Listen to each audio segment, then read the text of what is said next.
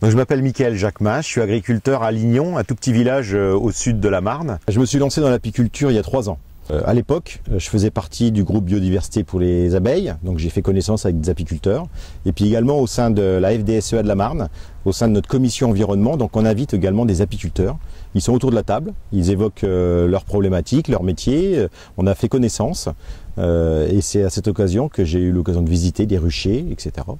Et j'ai fait vraiment le choix de me lancer dans ce nouvel élevage. Aujourd'hui j'ai 100 ruches, le projet éventuellement c'est d'augmenter un petit peu, tout en sachant qu'aujourd'hui il y a un frein quand même, c'est que c'est très chronophage, il faut y passer quand même beaucoup de temps pour avoir des résultats corrects. Les techniques apicoles pour pouvoir réussir, c'est comme dans un élevage traditionnel. On surveille, on soigne, parce qu'il y a aussi des soins à réaliser.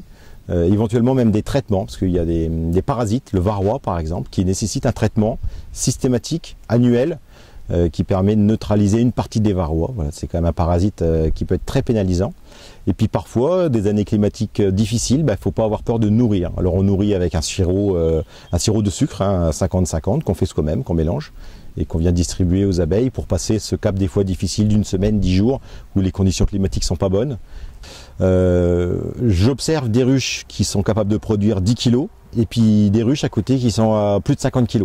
Donc il y a des grosses variations d'une ruche à l'autre. Donc on essaye de faire notre propre sélection chez nous sur notre élevage pour pouvoir, on sélectionne sur les meilleurs. Aujourd'hui, une année normale, moi je produis 35 kg de miel, 30-35 par ruche. Donc là ce qu'on va aller faire c'est une visite, observer, voir si elles ont commencé à stocker du miel.